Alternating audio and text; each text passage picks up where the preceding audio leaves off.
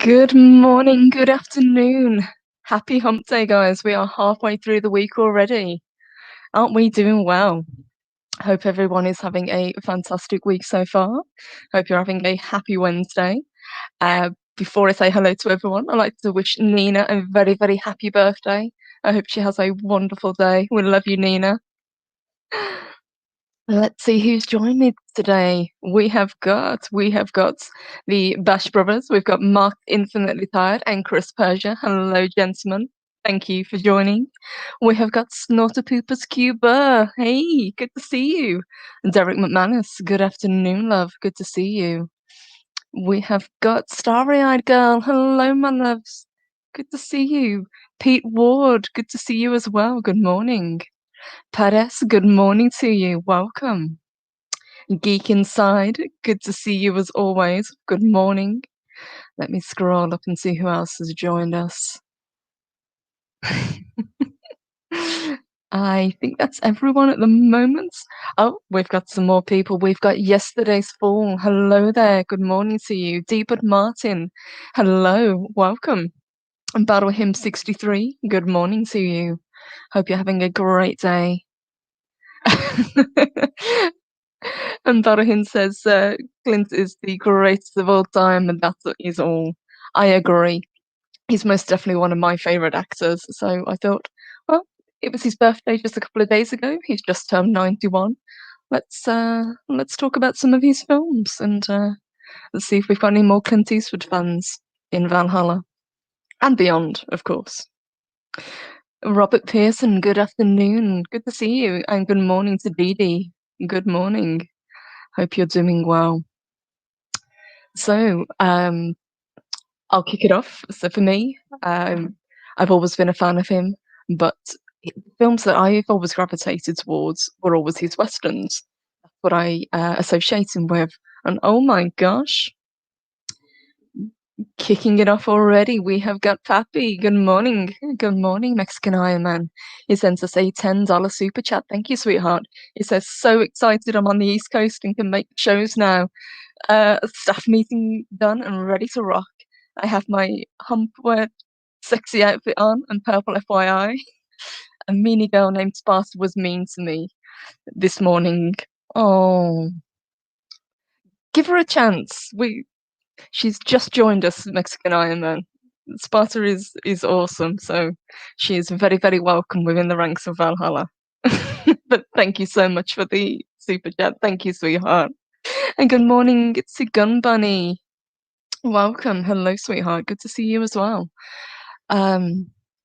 So, as Paris correctly says, Rawhide, but it's his TV show. Now, Rawhide was one that I hadn't, well, for the longest time I did not see. I always associated him with the spaghetti westerns, but I know Rawhide was his kind of jumping in point.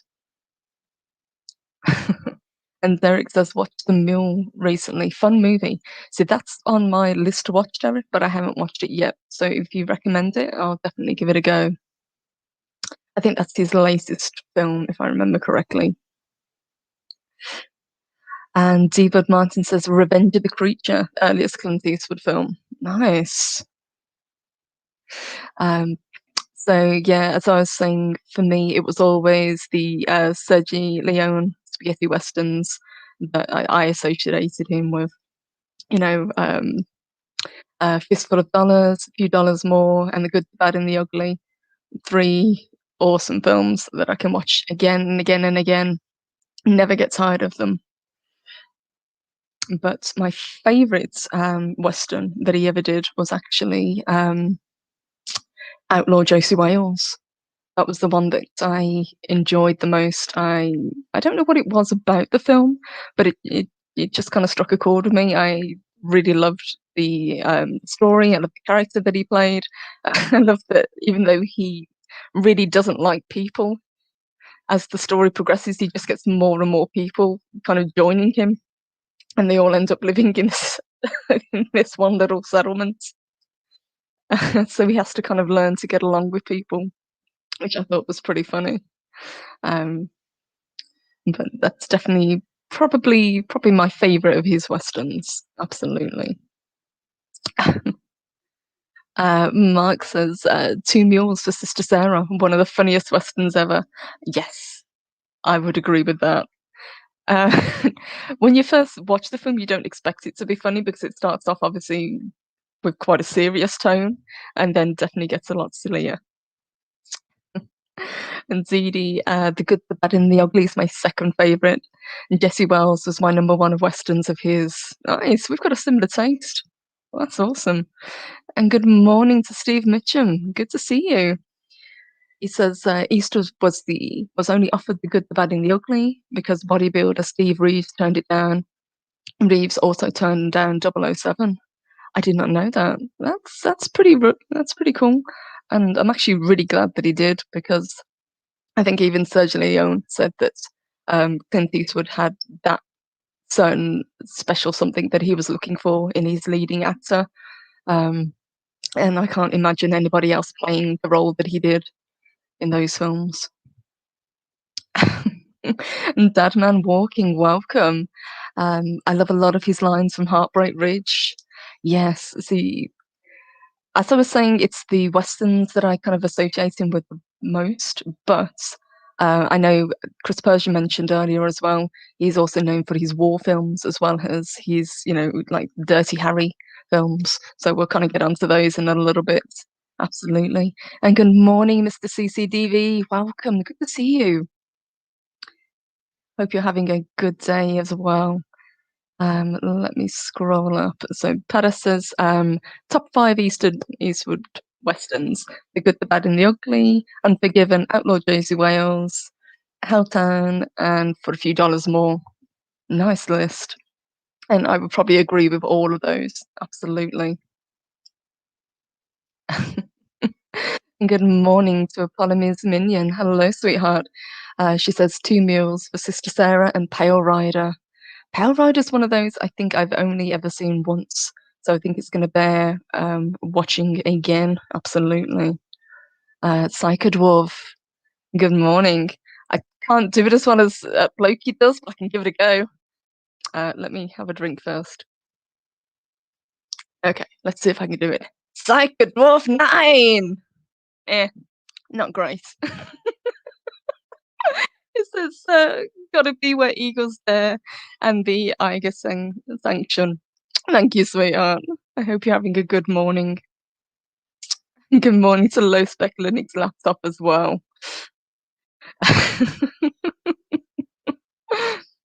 And good morning, Commodore Tai. Good to see you. Welcome.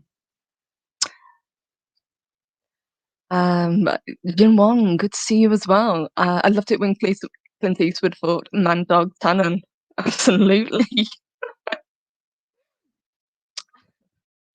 When oh, let me scroll back up. Francis the Talking Mule. Yeah. I love that mule. That mule had personality.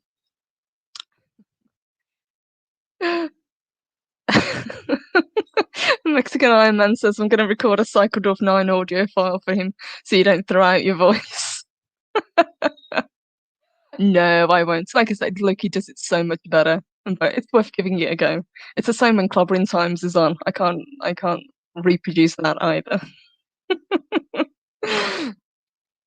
And Gran Torino, Mexican Iron Man brings up. That is a great film, and it's one of those I put off watching for a long time because I didn't like the kind of concept of it or what I thought it was going to be, but it's so much better than I realized, and I kind of wish I'd watched it much sooner. One that I did watch that completely threw me was Million Dollar Baby. I don't know what I was expecting from that film, but that wasn't it. So, and I think that was is that Hilary Swank, if I remember correctly. Um, I thought it was just going to be your kind of basic run of the mill. It's based on boxing and yeah, exactly Mexican Iron Man. I cried. It took such a sad turn. So, but still a great film. And Him says it was Hilary Swank. Thank you, sweetheart. Appreciate it. And Fred Vlogs, he says, Eastwood's best film was Outlaw J.C. Wales. Discuss. Well, I kind of covered it a couple of minutes ago, but absolutely we can go into it in a little bit more detail. Um, so, if anyone hasn't seen it, it's Clint Eastwood plays J.C. Wales, the title character. He's basically a very ordinary kind of farmer. He just wants to get on with his life. He's takes part during the Civil War, and a union-affiliated militia burned down his farm and killed his family. He then swears revenge, and he kind of along the way kind of picks up people, and he just gets from one scrape to the other as the film progresses. Eventually, he does get his revenge, and he does kind of learn that you can trust people again, which is a really nice kind of way to look at things. You know, a man who's had everything taken from him, he's got every reason to be bitter towards the world, and for the longest time in the film, he resists making any relationships with people because he's just not interested. But they even end up picking up a dog that won't leave them alone. So it's kind of funny the way he goes out of his way, but still has these multiple people and multiple animals tagging along with him. And good morning, Punkwado. Good to see you. And Commodore Ty says Clint played a take no prisoners badass in all of his movies. I'd agree, absolutely. He really did. Pete Ward. So many awesome movies. Love The Dirty Harry, Magnum Force, and The Enforcer. See, I like it. Clint Eastwood, you think of him as kind of like this kind of no nonsense badass kind of character, but as other people have kind of pointed out, he did do the kind of silly films as well, um, which was kind of good. I'm trying to remember. I think it was A Geek Inside who just mentioned it. Let me scroll back up and see. Yeah. Oh no, Steve Mitchum. Sorry, sweetheart. Turn Left, Clyde. Absolutely. Seeing him driving around with this orangutan, it's just so bizarre. And that was one of those films that didn't do very well to begin with. Kind of took off, and it ended up being one of his most profitable films. The same with the sequel. So, a very, very weird film. Every Which Way But Loose. Thank you, guys. Yeah, Every Which Way But Loose. That was a goofy movie. It was. It was silly but fun.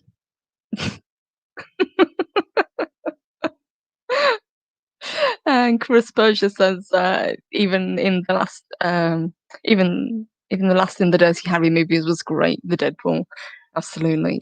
See, for me, you can't beat the first one. Just because he's such a badass in this film. When he's up against the Scorpio Killer, which is kind of based on the Zodiac Killer, and who's played actually by Andy Robinson. So anyone who's a fan of Star Trek Deep Space Nine would know him as Garak, but he plays a really great role in this film. If I remember correctly, he actually hated guns. So every time he fires the gun, not Clint Eastwood, he flinches. So it's kind of funny to see. But I think Andy Robinson was picked because he looked kind of innocent. He didn't look like somebody who could be this psychopathic killer. But it worked really well, and they had a really good chemistry together. Snodderpooper says, I was glad to see Harry Callahan ditch the automag and go back to his trusty revolver. Absolutely. And Psychodorf9, thank you, sweetheart. He sends us a $5 super chat. He says, I noticed that people you don't like aren't around long either. I didn't pay him no mind. I could have missed. Uh, and good morning. Hello, Joseph Nash. Good to see you. It says my avatar is my homage to Clint Eastwood. That is really, really cool. I love that. Derek says, imagine a film with a real orangutan co-star nowadays. You know what? I don't think they could get away with it because because people would kind of jump down their throats about you, um, looking after the animals, and rightly so. But if I remember correctly, the orangutan was really well looked after. He seemed to be having fun. I would imagine it's pretty hard to get an orangutan to do anything it doesn't want to do.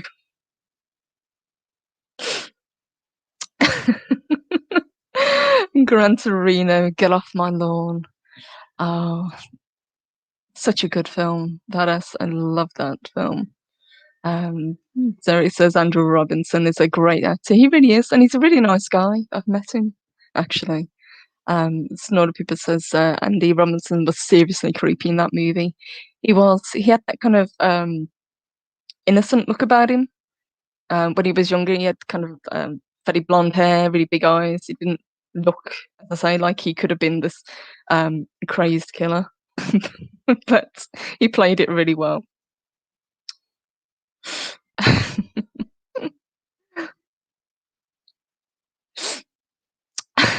CCTV says no one can out Eastwood. Eastwood. Yeah, that's true. Yeah. Go ahead, punk. Make my day. Love that.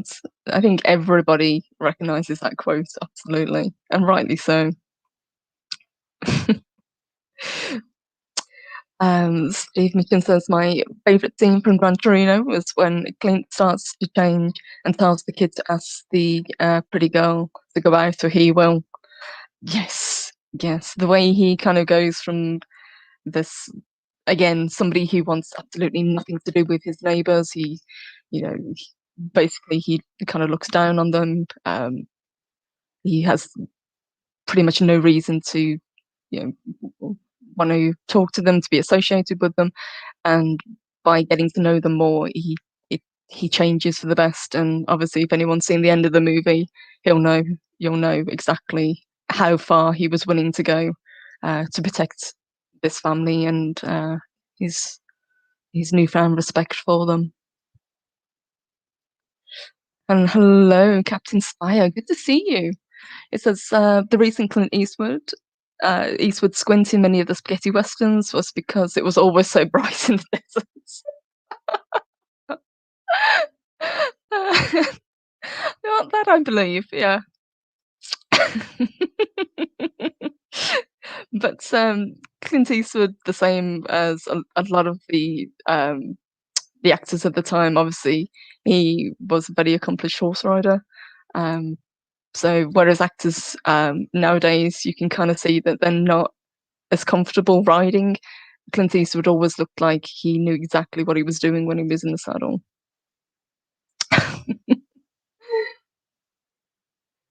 And hello to Brandon. Good morning. Hope you're doing well. Hope you're having a good day. And Tara says, "You're a girl." I am indeed. Don't you like the Bridges in Madison County? I do. I do. It's a great film. I just always gravitated towards the westerns for whatever reason.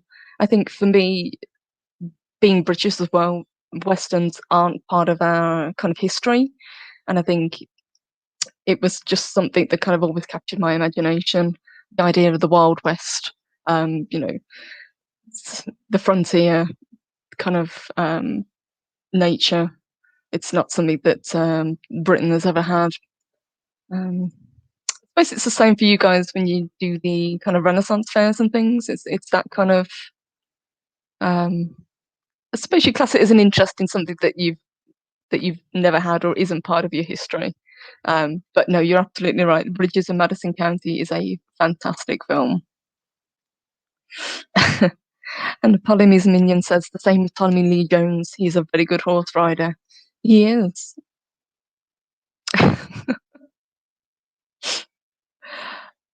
And Snurra Pooper, so you pulling my leg. It says, speaking of Eastwood and horses, he did a cameo on Mr. Ed.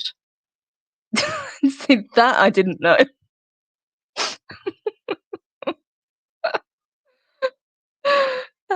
In the good, the bad, and the ugly, it wasn't until I watched the movie 50 times did I find out the story about Tuco.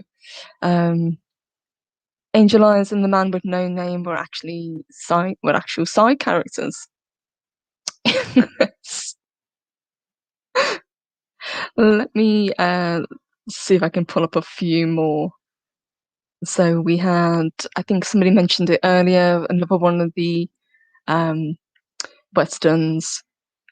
So he did a number of them back to back after the trilogy. So he did Hang 'Em High, Joe Kid, Two Meals for Sister Sarah, and he also did High Plains Drifter, which I think was 1973, if I remember correctly. Um, this was the second film that he directed himself, um,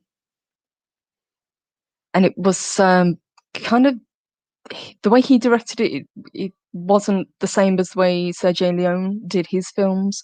He directed his westerns much kind of straighter, um, and that are kind of more of a moral behind them. The ones that Clint Eastwood directed, so they were kind of more of a payback kind of tale that he told. But I always forget what a good director he actually was.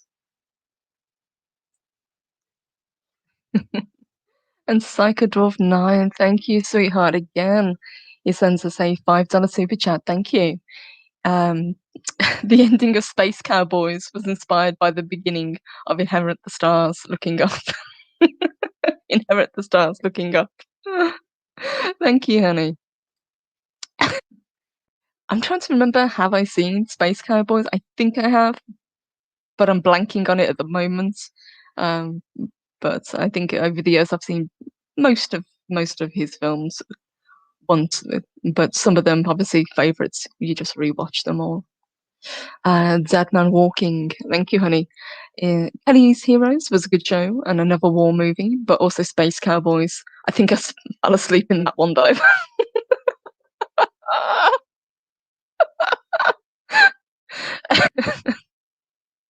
That's okay. I've fallen asleep in films before. And Jane Nash, thank you, honey, who sends us a $5 super chat. Thank you. It says, I heard the reason Clint Eastwood squints was from the smoke from the cigars. That would make sense. I can't remember if he was actually a smoker. I know a lot of the characters he played always had that kind of cigar in the side of his mouth. Um, I know in Outlaw Josie Wales, it was chewing tobacco he had, because it was kind of like a running gag that he'd spit it out at people, or I think he spat it at the dog once as well. So, but I definitely believe you on that one, Jay Nash. Brandon says Unforgiven was my favorite of his westerns. Yes, that was a great film, and I think that was another one that he directed, if I remember correctly. Um, what else do we have? Um, one that I think I've only ever seen once was Escape from Alcatraz. You guys remember that one? Um, so he's playing a convict, obviously, named Frank Marshall, and he's trying to escape from the rock, from the prison that nobody's ever escaped from. Um,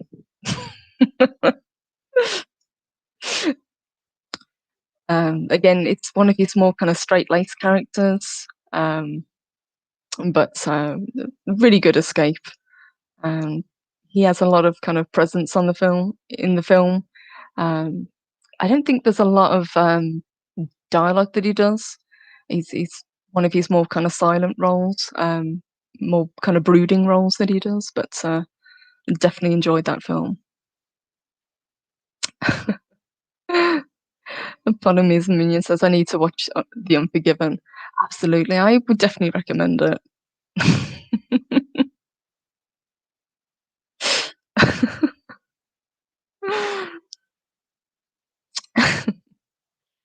Snorter Pooper says apparently Eastwood doesn't smoke. Ah, so you guys would be correct then. It probably was a combination of sun in the desert and the smoke getting to him that caused the squint. But either way, it looks good. Um, he didn't like to smoke. He purposely smoked in the movies to get that look. Thank you, honey. I thought that might be the case, as you were saying. Appreciate that.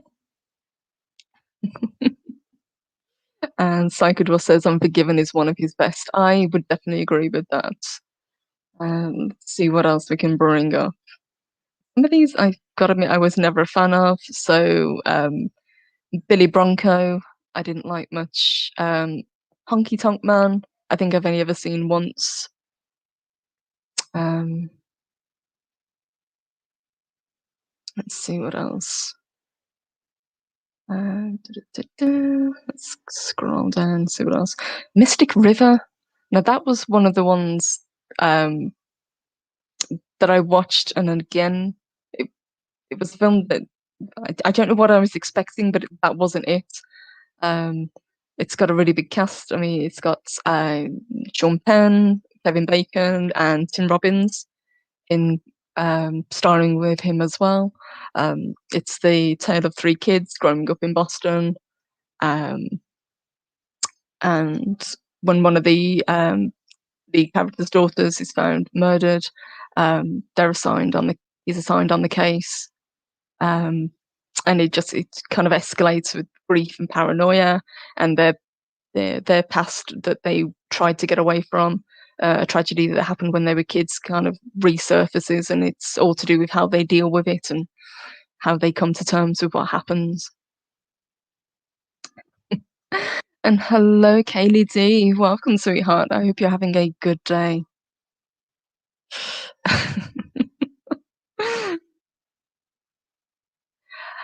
And Golga says, "What's the name of the western he was in when he sang? I can't remember off the top of my head.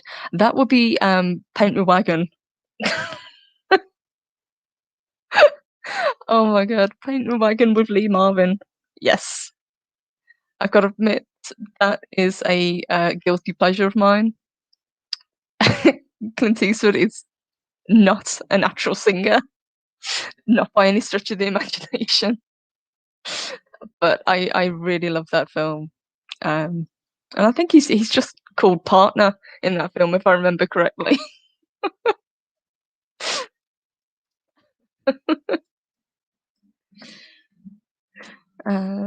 Yep, Paint Your Wagon. That was from 1969.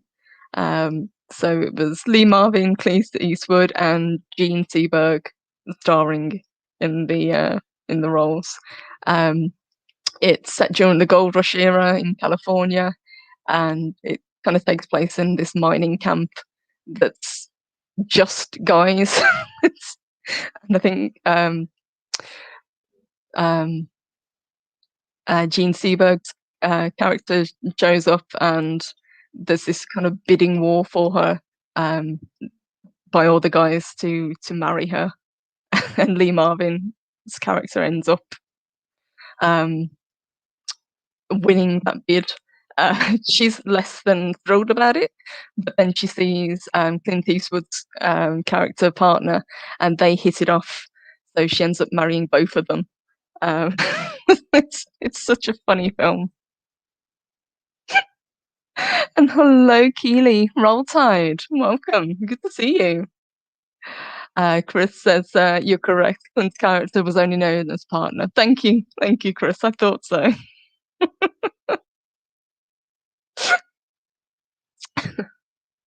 God damn. Now I want to watch Paint Your Wagon. I'm going to have to do that. I've got the soundtrack on vinyl.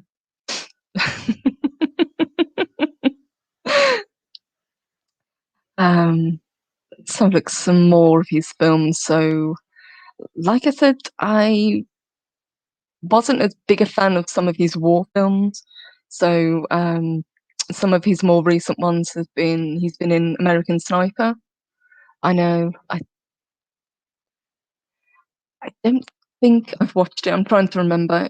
If I did, it definitely didn't kind of leave that much of an impact on me. So it's probably going to be one of those that I'll have to rewatch.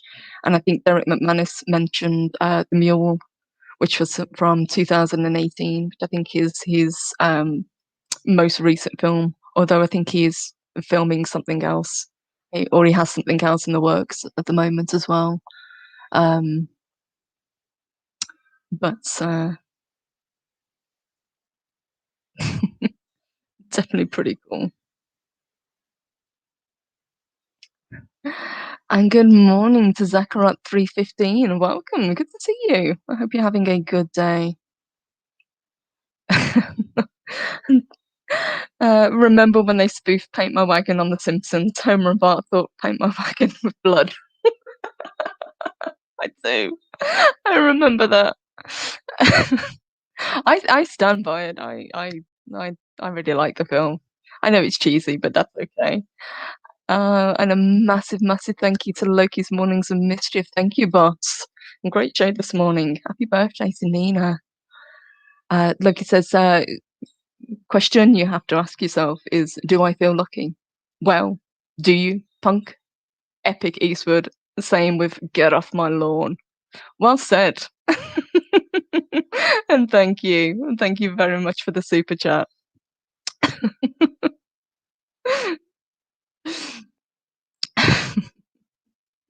Snora Pooper says, Hang 'em High was another good one. It was. I think that was about the same time as High Plains Drifter, if I remember correctly. Um, so I think a lot of those films were kind of done kind of back to back in the early to mid 70s. I think he was kind of on a roll. And that's one of the things that I think a lot of people forget with Clint Eastwood. He's never really had a break away from being an actor or a director. He's always worked. And as we said earlier, although he's known for the westerns, he was never actually typecast because he did war movies. He did the Dirty Harry movies. He did comedies. He did musicals. I think he's one of those ones that was a very versatile actor and still is. As I say, it was his birthday a couple of days ago. And he's just turned 91. And Zachariah, he says, I celebrated my birthday yesterday. Well, happy birthday, sweetheart. I hope you had a good day. Happy birthday to you.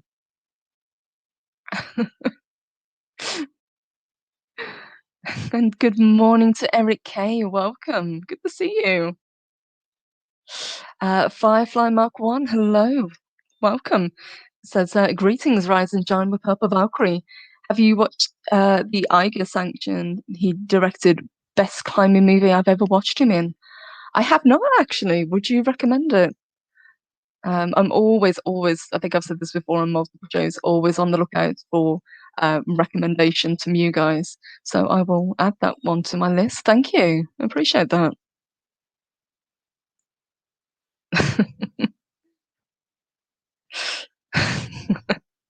Deadman walking stupid telemarketers calling during your stream, Minerva. But yes, they always pick the worst possible times to call, don't they?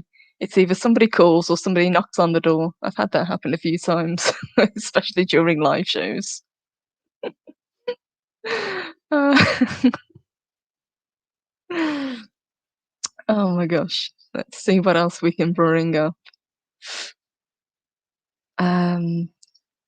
Another one that he did in 71, which was kind of a break from the westerns, it was Play Misty for Me. So just pulled it up. So it says, there's a quote. He says, after years of hanging around sets and working with both good directors and bad ones, Eastwood said, I'm at the point of being ready to make my own pictures. For his directorial debut, he chose a story about a Northern Californian DJ who picks up a lady at a bar. She's the same caller who's been requesting Errol Gardner's song "Misty" over and over again. Um, After she becomes obsessive over their relationship, the man tries to break things up for good, at which point things take a turn for the homicidal. Obviously, Eastwood plays the DJ, um, and uh, Lucille Bluth is Jessica Walters, who was the scorned crazy lady. So yeah, that was his directorial debut. Good film. Um, and I think it's got a really good payoff, if I remember correctly, as well. So again, another one that I would recommend.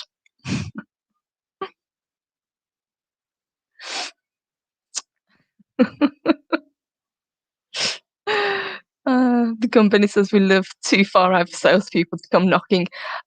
A little bit jealous, I've got to admit, if that's the case, because we're forever getting people knocking on the door. Um,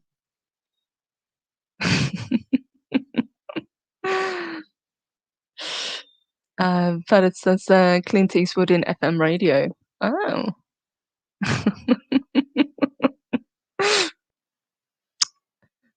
See what else I can bring up for you guys as recommendations. Um, so one that I remember but haven't seen for a very long time was Where Eagles Dare, which was from 1968. So obviously World War II classic. Um, a group of British soldiers and an American intelligence operative parachute into Austria. Um, they're trying to rescue an American general who's crashed near the Bavarian Alps, and he's being held in a castle high up in the mountains. Um, Clint Eastwood kind of dominates this film. If I remember correctly, it's another one of his more soft-spoken roles, but he lets the action speak for itself. And I think he carries a machine gun everywhere he goes, if I remember correctly. It's definitely another film that I would highly recommend of his. Um,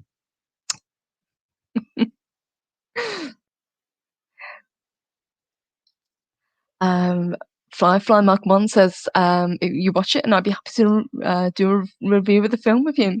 All right, awesome. We could do that. Absolutely. Um, like I say, I'm always looking for film recommendations. So thank you, sweetheart. Snorter Poopers. The Guard was a strange movie. Eastwood played a wounded Civil War soldier who was being cared for, in quotations, by some young women who were obsessed with him.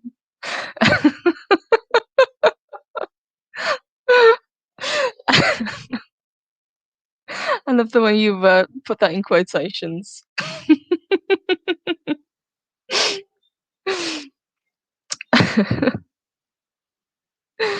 What else could we bring up? I'm trying to remember what if he's won any Academy Awards. Let's have a look. Awards and honors. Let's see what he's got. Um, so he's received Academy Award for he's received Academy Awards, Directors Guild of America Awards, Golden Globe Awards, and also People's Choice Awards. Awesome. He was nominated for Best Actor and Best Director in Unforgiven and Million Dollar Baby. That is pretty cool. Let's see what else. He's also been honored in 1984. He was given the outside of the Chinese theater, his hand and footprints in cement. So that's pretty awesome. That's one of the things I'd like to go visit. Let's see what else he's won. So he was nominated. So his first nomination was a Golden Globe, and that was Play Misty for Me. His first Academy Award nomination was Outlaw JC Wales, and his first Academy Award win was Bird in 1988. Awesome. So let's see. He's actually won 13 Academy Awards and has had 41 nominations. Nice. And thank you for subscribing, Firefly Mark 1. Thank you, sweetheart. Welcome. Good to have you. Eric K. Eric K says, Heartbreak Ridge, I would recommend. Absolutely. Oops, it skipped on me. Sorry, Snorter Poopers. Let me grab it properly. There we go. I heard that Eastwood didn't like all the dialogue they gave him in Where Eagles Dare, so they gave his lines to Richard Burton, who loved to talk and chew scenery.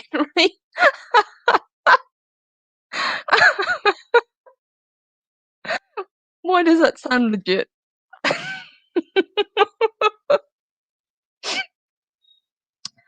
Um, Better says Unforgiven was second best Western ever. Poor old Ned.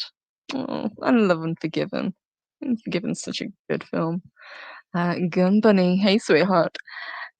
Clint wanted to do Space Cowboys, but the studios refused. Ones that John Glenn made to space and back, and then the studios begged him to make the movie. And Mark says I must be the only person here who liked Pale Rider. I liked Pale Rider. I did, honestly. Pale Rider is a good film. Um, and just for me, it was, fistful of dollars, good, the bad, and the ugly, a few dollars more. Um, I always like those films better, I've got to admit. But nothing wrong with Power Rider, not at all. Let's have a look, see if we can find Power Rider so we can talk about that. Ah, there it is. Okay. So, oops, get that down. Thank you, Mark.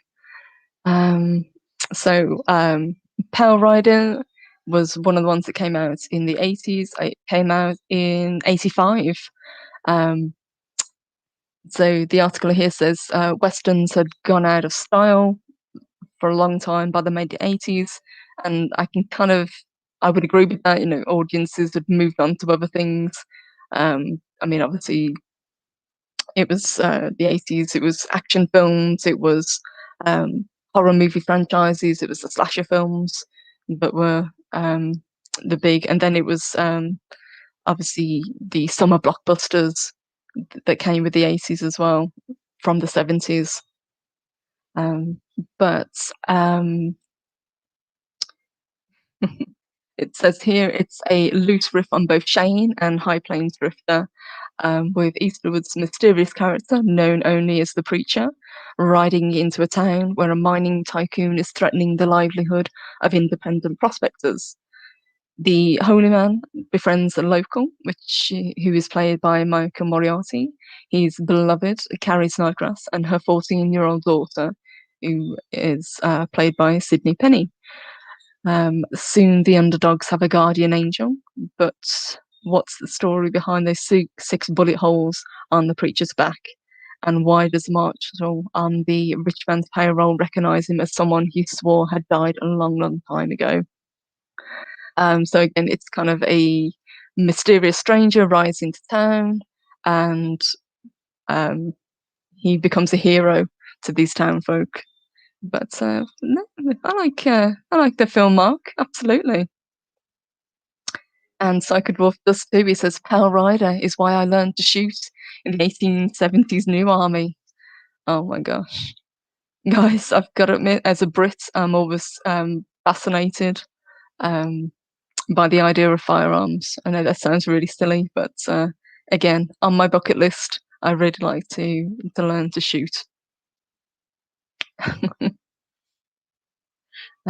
Snorter Pooper says, I like Power Rider, but I've only seen it once in the theatre when it came out.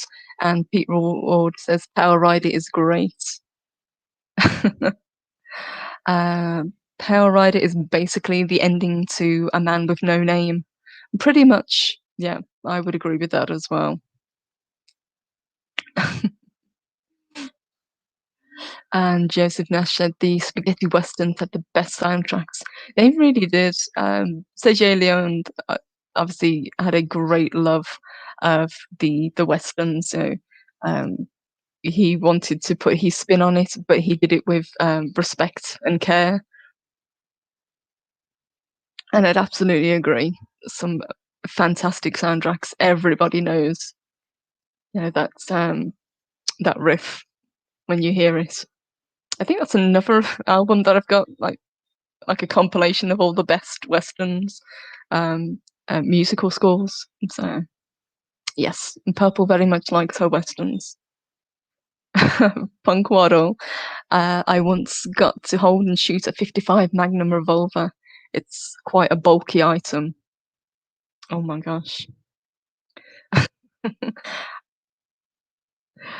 And Psychodor says, Purple Valkyrie, I enjoy teaching people to shoot. Wink, wink. Well, Psychodor, I will have to hit you up. Um, I need somebody who knows exactly what they're doing. Um, but definitely on my bucket list of things to try. And Punkwater says it's awkward in the least. I would imagine so. I'm not. I don't really know anything about guns, but just looking at it, it looks like it's very heavy. Um, and I know a lot of the revolvers have a really strong kick to them. Um, so definitely not a beginner's gun, I would imagine. Pete Ward asks, "What do people think of Firefox?" Um, See, I don't think I've seen Firefox. It's not ringing a bell. Let me just see. Firefox.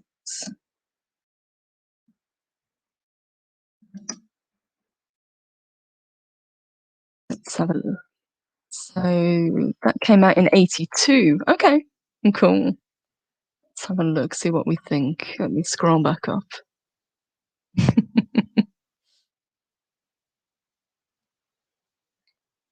Let's have a look at Firefox. So, Firefox from 1982, American action techno thriller, produced, directed, and starring Clint Eastwood. It's based upon a 1970 novel by the same name by Craig Thomas. Um, let's have a look. It's not ringing a bell, I've got to admit.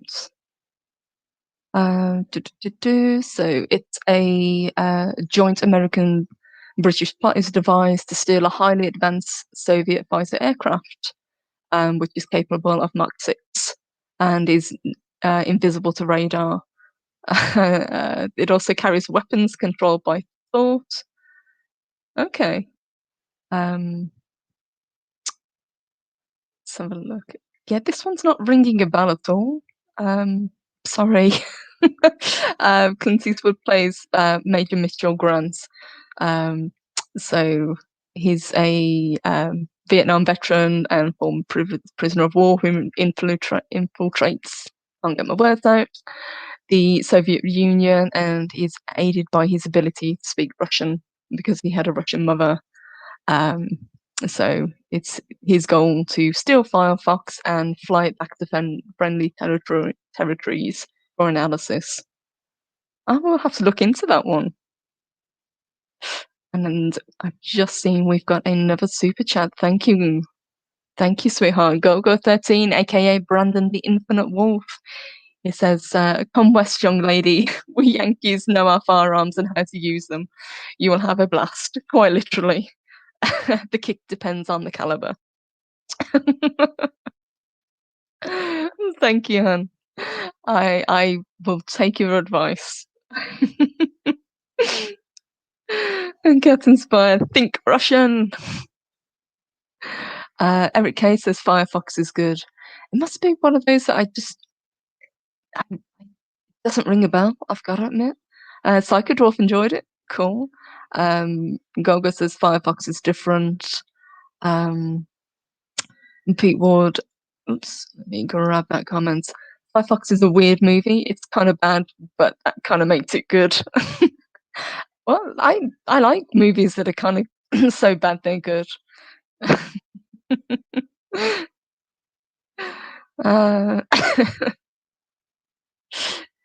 Uh, and yeah, Snorri Pipus, you're right. In Pale Rider, when Clint Eastwood shoots John Russell's character, the bullet wounds match the scars on Preacher's back. uh, go, go, think Russian, speak Russian. And Derek Mamana says the novel is good. Yeah, it must be one of those that just kind of passed me by because it's not ringing a bell at all. Um, but again, I will add it to the list. Thank you guys. Mark, you must think Russian.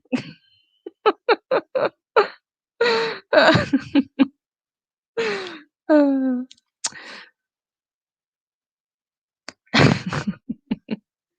oh my gosh, guys, you guys are the best. We really do have the best chats. Thank you.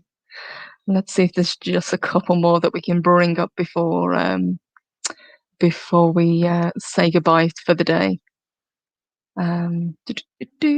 What else have we got? We've done Pale Rider. Oh yeah, that was one of the ones that I said I wasn't a big fan of, Honky Tonk Man. Um, so Eastwood plays a lumberjack in Oregon. He walks into a bar where Western swing legend Bob Willis is playing. So that was when he was 19. So this obviously had a big impact on him, going on to do this film later on in life.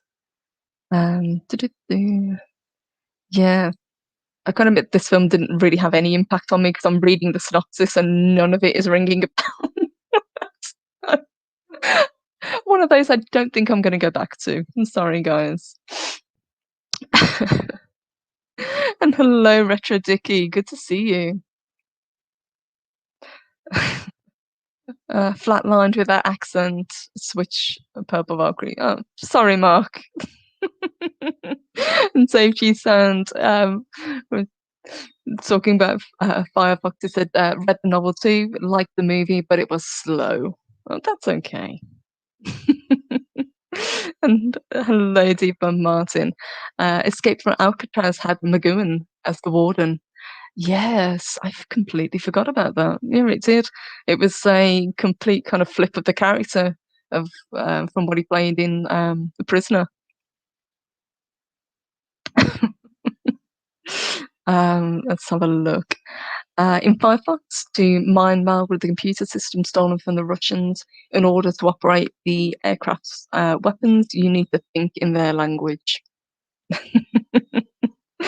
And Snorter Pooper says Eastwood loved jazz. He always wanted to do a jazz movie.